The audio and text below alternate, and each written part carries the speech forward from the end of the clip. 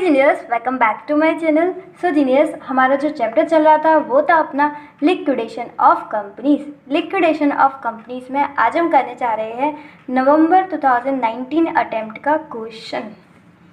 सो जीनियर्स, उससे पहले एक बात ध्यान से सुनना, जो लोग प्लेलिस्ट फॉलो कर रहे हैं उन्हें तो ये जो क्वेश्चन है वो बहुत बहुत आसान लगेगा, बिकॉज मैंने जो क्वेश्चन कराया था मे 20 आरटीपी का, है ना, और उसमें जो मैंने नेक्स्ट लेवल की बात बताई थी वो बात हमें आज हमें वो बात बहुत ज़्यादा काम आने वाली है।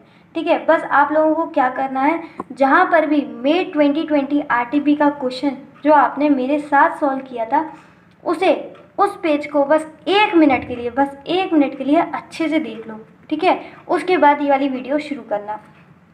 अच्छा, अब बाकी लोगों का क्या, बाकी लोग क्या करो, मे 2020 आरटीपी का जो क्वेश्चन है उसका मैं लिंक जो है वो डिस्क्रिप्शन बॉक्स और कमेंट बॉक्स में शेयर कर दूंगी। तो आपको क्या करना है, वहाँ से जाके पहले उस क्वेश्चन को अच्छे से करना है, रेफ़र करना है, और उसके बाद आप इस वीडियो पर आना। ठीक है, तो आपको भी ये क्वेश्चन बहुत आसान लगेगा, है ना।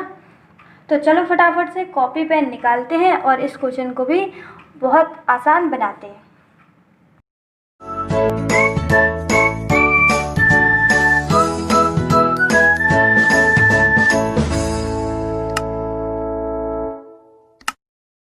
तो चलो फटाफट से पहले क्वेश्चन को पढ़ते हैं। Liquidation of companies November 2019 attempt का जो है ये क्वेश्चन है, ये आया है आपके 5 मार्क्स का। तो जैसे कि मैंने आपको बताया था कि लिक्विडेशन ऑफ कंपनीज का सबसे छोटा क्वेश्चन अगर बनेगा तो वो यही बनेगा कि उसमें हमें सिर्फ क्या करना होगा, लिक्विडेटर्स के रेम्यूनरेशन को कैलकुलेट करना होगा। तो छोटा सा क्वेश्चन है, इसलिए ये क्वेश्चन सिर्फ और सिर्फ कितने का है, 5 मार्क्स का। लेकिन ये 5 मार्क्स जो है वो आराम से हमारी जो है पॉकेट में आ सकते हैं, क्योंकि बहुत ही छोटू सा क्वेश्चन है। ठीक है, तो चलो फटाफट से पढ़ते हैं इसे। A liquidator is entitled to receive remuneration at 5% on the asset realise, यानी कि जो भी एसेट रिलाइज होंगी उनका जो 5% है लिक्विडेटर को मिलेगा। और क्या मिलेगा, and 8% of the amount distributed among the unsecured creditors, यानी जो भी अमाउंट पे होगा किसको, अनसिक्योर्ड क्रेडिटर्स को, उसका 8% भी किसको मिलेगा, लिक्विडेटर को। तो लिक्विडेटर को दो चीज़ें मिलेंगी, बोलो क्या क्या, एसेट रिलाइज पर 5% और जो भी अमाउंट पे होगा अनसिक्योर्ड क्रेडिटर्स को उसका 8%। ठीक है, द एसेट रिलाइज ₹13,75,000। एसेट कितना रिलाइज हुआ, 13,75,000। काफ़ी पैसा है, काफ़ी बहुत ज़्यादा। Payment was made from realise amount as follows, यानी कि ये जो रियलाइज अमाउंट है इसमें से कुछ पेमेंट हुआ है। क्या क्या, लिक्विडेशन के एक्सपेंसेस 13,000, छोटा सा अमाउंट है इसके मामले, ये तो बहुत ज़्यादा अमाउंट है, 13 लाख और ये 13,000। प्रिफरेंशियल क्रेडिटर्स 88,500, लेकिन यहाँ ध्यान से पढ़ना क्या लिखा है, ट्रीटेड एज अनसिक्योर्ड क्रेडिटर्स, यानी कि ये जो प्रेफरेंशियल क्रेडिटर्स हैं कैसे ट्रीट किए जा रहे हैं, अनसिक्योर्ड क्रेडिटर्स। और ऊपर देखो हमें क्या बोला था कि लिक्विडेटर्स को रिम्यूनरेशन जो 8% मिलेगा वो किस पर मिलेगा, अनसिक्योर्ड क्रेडिटर्स, यानी कि लिक्विडेटर को जो रिम्यूनरेशन बोलेगा वो इस अमाउंट पर मिलेगा। लेकिन अभी ध्यान देना, ये ड्यू अमाउंट है अनसिक्योर्ड क्रेडिटर्स का। ठीक है, उस पर पेमेंट कितना होगा वो बाद में देखते हैं। फिर आता है आपका सिक्योर्ड क्रेडिटर्स। सिक्योर्ड क्रेडिटर्स कितना है, 1 लाख। ठीक है, क्या रिक्वायरमेंट है इस क्वेश्चन की, you are required to calculate remuneration payable to the liquidator, यानी लिक्विडेटर्स को हमें कितना रिम्यूनरेशन देना है। तो वही छोटू सा क्वेश्चन है, हाल हो जाएगा। तो अब जिस तरीके से आपको अमाउंट दिख रहा है कि हमारे पास जो अमाउंट है वो इतना सारा है ना, 13,75,000, बहुत पैसा है, आराम से हो जाएगा। और जो हमें पेमेंट करना है वो छोटू सा करना है ना। सो जीनियस, क्वेश्चन हमने पढ़ लिया है, अब अपन इसे सॉल्व करते हैं फटाफट। तो सबसे पहले आप भी डाल दीजिए वहाँ पर नवंबर 2019 के अटेम्प्ट का क्वेश्चन है, लिक्विडेशन ऑफ कंपनी से रिलेटेड। ठीक है, तो आपको भी पता चलेगा ये कैसा क्वेश्चन है और आपको हेल्पफुल करेगा कि हाँ ये अटेम्प्ट का क्वेश्चन है। फटाफट से हेडिंग डालते हैं, हमें क्या कैलकुलेट करना है, calculation of total remuneration, calculation of total remuneration किसको मिल रहा है, लिक्विडेटर को। तो पेबल टू लिक्विडेटर। ठीक है ना, सारी बातें हम यहाँ लिख देंगे और अमाउंट यहाँ पर।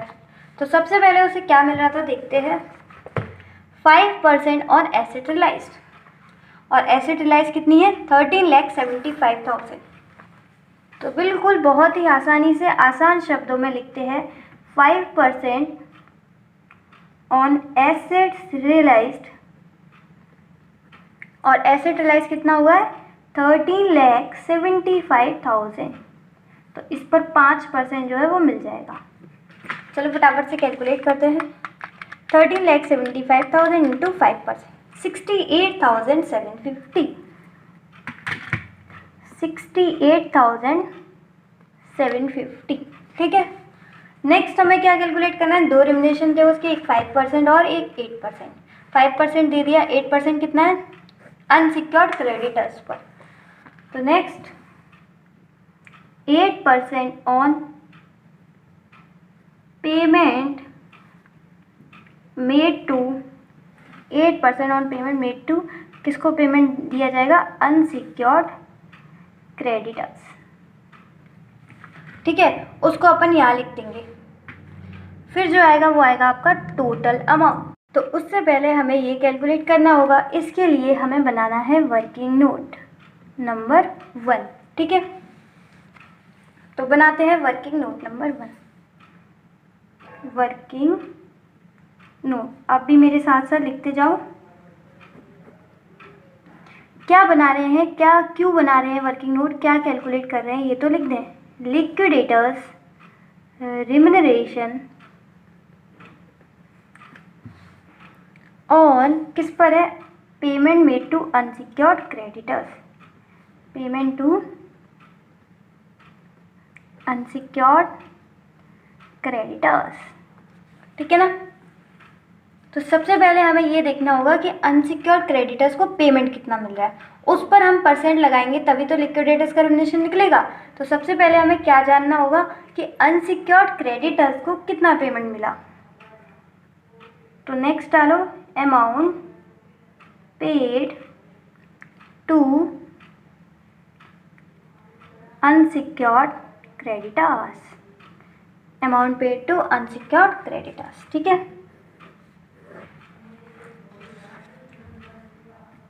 तो देखना है हमें पहले कितना पेमेंट, टोटल अमाउंट कितना रियलाइज हुआ था। टोटल अमाउंट रियलाइज हुआ है 13,75,000। टोटल अमाउंट रियलाइज्ड कितना है, 13,75,000। ठीक है ना, इसमें से हमने कुछ चीज़ें दी हैं, क्या क्या दिया है, लिक्विडेशन की एक्सपेंसेस। ठीक है, प्रेफरेंशियल क्रेडिटर तो अनसिक्योर्ड क्रेडिटर्स हैं तो इनको अभी नहीं लेंगे, पहले लिक्विडेशन एक्सपेंसेस और आपके सिक्योर्ड क्रेडिटर, ये है आपका 13,000, ये आपका 1 लाख। तो पहले हम इन्हें लिखेंगे, है ना। तो सबसे पहले आपका लिक्विडेशन के एक्सपेंसेस, और किसको लिखेंगे हम, सिक्योर्ड क्रेडिटर्स। लिक्विडेशन के एक्सपेंसेस कितने थे, याद ही हो गए, 13,000, और इसका था सिक्योर्ड क्रेडिटर्स का 1 लाख अमाउंट। ठीक है, और साथ साथ एक और चीज़ देखो, लिक्विडेशन का रिम्यूनरेशन, सॉरी लिक्विडेशन का नहीं, लिक्विडेटर का रिम्यूनरेशन कितना था, 68,750। ये भी तो मिला, ये भी कहाँ से मिलेगा, एसेट रियलाइज में तो मिलेगा, ये सीधा क्यों नहीं हो रहा। ओके फाइन, तो नेक्स्ट लिखो liquidators remuneration on assets realised, क्योंकि दूसरा रिम्यूनरेशन तो अभी हमें पता ही नहीं है, उसी के लिए तो ये मेहनत कर रहे हैं। On assets realised, liquidators remuneration on asset realised कितना था, ऊपर से देखो, कॉपी पेस्ट करो फटाफट, 68,750। तो ये भी आपका माइनस हो जाएगा 68,750। तो सारी चीज़ें हमने माइनस कर दी हैं। अब जो अमाउंट बचेगा उसमें से जो है अनसिक्योर्ड को हम दे सकते हैं कि नहीं, वो देखना है। तो 13,75,000 माइनस 13,000 माइनस 1 लाख और माइनस आपका 68,750, तो ये बचता है आपका 11,93,250। ओहो, इतना सारा पैसा, 11,93,250। और हमें अनसिक्योर्ड को कितना देना है, सिर्फ और सिर्फ 88,500। अच्छा, आपको कोई और अनसिक्योर्ड दिख रहे हैं क्या? नहीं ना, क्वेश्चन में बस एक ही क्वेश्चन अनसिक्योर्ड क्रेडिटर्स है जो कि प्रेफरेंशियल क्रेडिटर्स के हेडिंग में थे, लेकिन उनको ट्रीट कैसा किया जाएगा, अनसिक्योर्ड क्रेडिटर्स। और तो कोई थे नहीं क्वेश्चन में, तो सिर्फ और सिर्फ कितने क्रेडिटर्स हैं आपके, अनसिक्योर्ड क्रेडिटर्स कितना है, 88,500। और हमारे पास पैसा कितना सारा है, 11,93,250। इसमें से तो हम आराम से जो है 88,500 दे सकते हैं, है ना। तो ये वाली हम लाइन भी लिख देते हैं नीचे। जब हमने मई 2020 आरटीपी का क्वेश्चन किया था तब हमारे पास इतना पैसा नहीं था, इनसफिशिएंट वाला केस था। लेकिन ये वाला कौन सा केस है आपका, सफिशिएंट वाला। तो नीचे लिख भी देते हैं सफिशिएंट अमाउंट, आपको भी लिखना है और एग्ज़ाम में भी लिखना है, इसलिए लिखो sufficient amount is available for preferential creditors, जो कि क्या है, treated as unsecured creditors. Therefore liquidators का रिम्यूनरेशन क्या हो जाएगा, liquidators remuneration on payment to unsecured creditors. तो क्या बोल रहे हैं इसमें, सिंपल सी बात कि इतना सारा हमारे पास पैसा है, सफिशिएंट अमाउंट है कि जो प्रेफरेंशियल क्रेडिटर्स हैं 88,500 वो हम आराम से दे सकते हैं। इसलिए लिक्विडेटर्स का रिम्यूनरेशन कितना हो जाएगा, ये सारी बातें जो हिंदी की है वो इंग्लिश में आपको लिख के आनी है। वहाँ पर कितना हो जाएगा बोलो, 8% था, और अनसिक्योर्ड को देना कितना है, 88,500, जो कि हम पूरा का पूरा दे सकते हैं आराम से। तो 88,500 इंटू 8%, क्या आ जाएगा आपका 7080। 7080। देखो पूरा लिख लिया आपने, कुछ रह गया तो लिख लो, पॉज कर लेना वीडियो को, ठीक है। तो 7080 एक हो गया और दूसरा था आपका 68,750। तो टोटल रिम्यूनरेशन कितना मिल रहा है, 75,830। 75,830, ठीक है। तो इस पर लिख भी देते हैं total remuneration payable to liquidator, ठीक है। तो पूरा क्वेश्चन समझा, एक बार देख लो पूरी प्रेजेंटेशन, इस तरीके से आपको प्रेजेंट करके आना है, तब आपको 5 में से 5 मार्क्स मिलेंगे। अच्छा, यहाँ पर आप क्या क्या गलती कर सकते हो वो सुनो, ठीक है। क्वेश्चन तो आपको समझ में आया, मैं उसकी समराइज़ कर देती हूँ और साथ के साथ आपको कुछ इंपॉर्टेंट बातें बता देती हूँ एग्जाम के लिए, है ना। तो पहले देखो क्वेश्चन में क्या था, क्वेश्चन में लिखा था नवंबर 19 का अटेम्प्ट का था, छोटू सा क्वेश्चन था 5 मार्क्स का, है ना। सिर्फ और सिर्फ क्या कैलकुलेट करना था, लिक्विडेटर्स का रिम्यूनरेशन। लिक्विडेटर्स का रिम्यूनरेशन किस पर था, दो चीज़ों पर, 5% on asset realise and 8% on payment made to unsecured creditor. 5% आपको मिलेगा एसेट रिलाइज पर और 8% आपको मिलेगा अनसिक्योर्ड क्रेडिटर्स को जो अमाउंट दिया है वो। उसके बाद बोला था एसेट रिलाइज, एसेट रिलाइज से तो भाई काफ़ी पैसा आ गया, 30,75,000। तो उसके अकॉर्डिंग मतलब एसेट रिलाइज इतना सारा था पैसा 30,75,000 और लिक्विडेशन के एक्सपेंस छोटू से, सिक्योर्ड क्रेडिटर्स छोटू से, तो ये हाल माइनस हो गया। उसके बाद जो लिक्विडेटर को रिम्यूनरेशन दिया था, तो ये रहा हमारा अमाउंट जो एसेट रिलाइज से हमें मिला है। उसके बाद छोटू से लिक्विडेशन एक्सपेंसेस, सिक्योर्ड क्रेडिटर्स और साथ के साथ लिक्विडेटर्स का रिम्यूनरेशन, जो कि अभी हमें पता है एक कौन सा, जो एसेट रिलाइज पर मिला है। ये तीनों चीज़ें हमने जब छोटी छोटी माइनस करी तो पैसा तो बहुत था, तो एंड में जो पैसा है वो भी बहुत सारा बचा, जो है 11,93,250। तो ये कौन सा केस है बोलो, सफिशिएंसी, मतलब बहुत सारा पैसा है, इसमें जो है आप अनसिक्योर्ड क्रेडिटर्स को आराम से दे सकते हो। इसकी बात मैंने याद होगा आपको मई 2020 आरटीपी में जब नेक्स्ट लेवल की बात बताई थी, तब मैंने आपको बताया था कि ऐसा भी हो सकता है कि वहाँ पर सफिशिएंसी वाला केस हो, मतलब बहुत सारा पैसा बचा हो, तो आप अनसिक्योर्ड क्रेडिटर्स को आराम से दे सकते हो। इसलिए जो अनसिक्योर्ड क्रेडिटर्स का आपका ड्यू अमाउंट होगा वही आपका पे अमाउंट होगा। ड्यू अमाउंट कितना था इनका 88,500 और पे अमाउंट भी था 88,500। क्यों? क्योंकि सफिशिएंसी वाला केस है। लेकिन आपको याद होगा, आपको थोड़ा सा रिवाइज करा दूँ, मई 2020 आरटीपी का क्वेश्चन, वहाँ पर क्या था, हमारा इनसफिशिएंसी का क्वेश्चन था, यानी कि उसमें थोड़ा सा अमाउंट लास्ट में बचा था, जिसमें से कि जो अनसिक्योर्ड क्रेडिटर्स हैं उनको पूरा अमाउंट नहीं दे सकते थे, और उसमें हमें लिक्विडेटर्स का रेमुनेशन भी देना था। इसलिए हमने क्या किया, उसी अमाउंट को 2 भाग में करा था।